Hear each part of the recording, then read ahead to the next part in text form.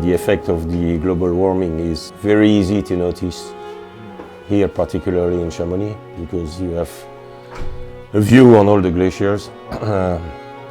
These glaciers have reduced in size considerably over the last 30 years, and it has accelerated tremendously in the last 10 to 15 years.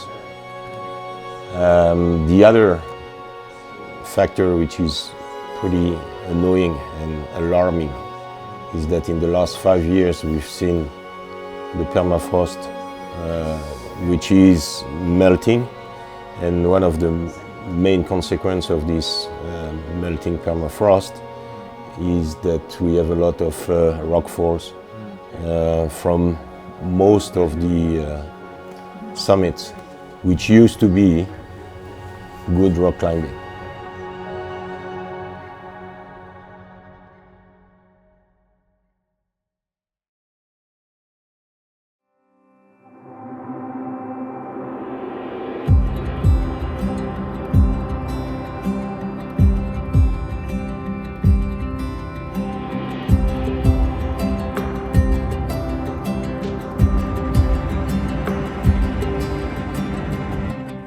Selamat pagi Chamonix. Kita mau melakukan pendakian. Kita sekarang lagi ada di mana? Di stasiun Le Agueli du Midi, salah satu transport untuk menuju salah satu titik awal pendakian kita, itu di Agueli du Midi.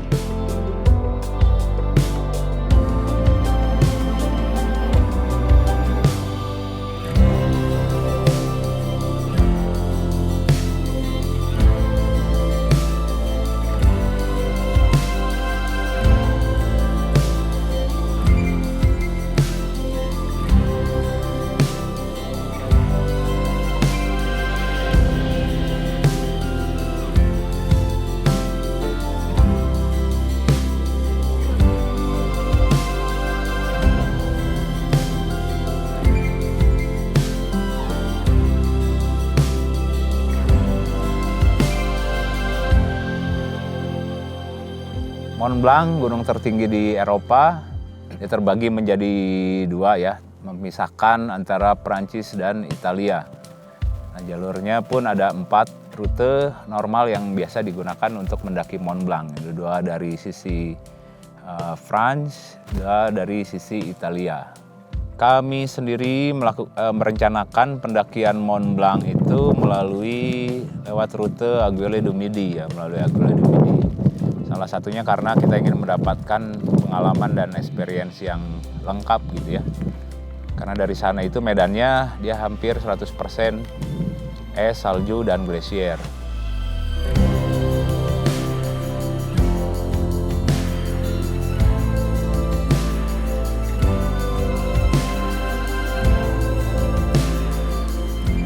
Kita udah sampai di Cosmic. Ini Cosmic Hut ya, itu shelter untuk para pendaki yang ingin mau ke Mont Blanc. Ini rak-rak penyimpanan alat dari sepatu, harness, tali, atau pemanjatan semua ditaruh sini. Terus kamarnya juga beda. Sekarang udah jam 5, kita saatnya istirahat karena kita baru nyampe juga. Kita makan malam, besok subuh mungkin jam 3 kita udah bangun, jam 4 kita mulai start ke Mont Blanc pendakian.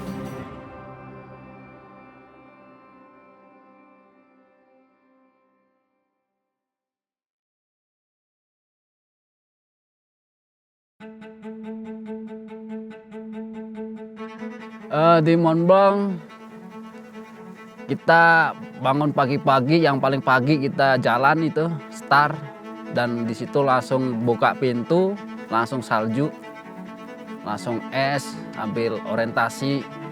Kita juga dihadapkan dengan pengalaman yang cukup berharga karena kita tidak menggunakan guide.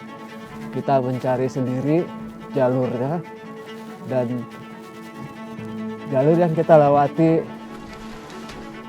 penuh dengan krepas-krepas yang semakin menganga karena gelombang panas yang cukup tinggi.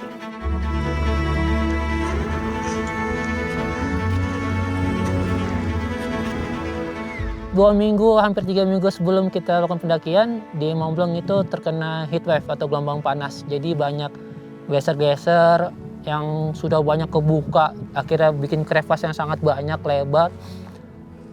Jadi itu sangat mempersulit kita karena saat itu kita harus banyak melipir atau bahkan bikin jalur zigzag baru, bahkan melewati crevasse yang panjangnya hampir 50 meter.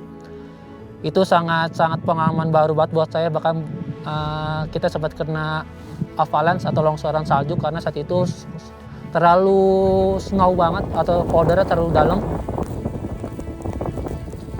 Nah, di akhir ini kondisinya sudah cukup ideal sebenarnya gitu ya, karena suhunya sudah mulai ideal lagi, sudah mulai normal lagi. Nah, justru masalahnya saat pendakian ke Mont Blanc itu, efek dari heat wave itu masih bisa dirasakan ya, masih terasa gitu. Banyak beberapa jalur, beberapa crevasse, beberapa ice fall itu banyak yang runtuh di jalur. Nah, jadi memang lebih menjadi cukup sulit ya, kondisinya menjadi tidak ideal gitu. Jadi ada beberapa lokasi yang tadinya mudah, yang bisa kita capai hanya dengan berjalan biasa gitu, sekarang harus dilalui dengan menggunakan ice egg, 2 buah ice egg secara teknikal gitu. Harus dilakukan ice climbing. Pas ya, terpaksa balik kanan di sini. Jadi kita sempat kena avalanche, walaupun kecil, tapi lumayan kita sempat kedorong sekitar 30 meter. Dan tuh bawahnya tuh crevasses. Alpinisme itu bukan hanya sekedar olahraga gitu. Memang kita tahu ya alpinisme adalah olahraga, tapi alpinisme itu lebih dari olahraga gitu. Bagi orang Eropa, terutama orang Perancis, orang Italia, dan orang Swiss dan lain-lain, alpinisme adalah cara kita berpikir gitu, yang sudah menjadi kultur gitu. Dalam arti seorang alpinis menghadapi sebuah gunung yang tingginya atau tingkat kesulitannya sangat tinggi, ya itu udah perjalanan spiritual yang sangat dalam menurut saya gitu. Karena di situ bahwa manusia, terutama yang saya nggak menemukan olahraga lain selain alpinisme yang sangat dekat dengan kematian, tapi saya merasa hidup di saat yang bersamaan. Nah, semua alpinis hebat gitu, mereka hidup di lini batas itu, garis yang sangat tipis, mungkin setipis benang. Tapi ya itulah, di situ kita merasa hidup. Banyak pelajaran yang bisa kita ambil dari kegagalan ekspedisi tahun ini. Yang jelas, satu, persiapan, dan yang kedua adalah perencanaan. Persiapan harus lebih matang, dan perencanaan juga harus lebih akurat juga, gitu, harus lebih spesifik.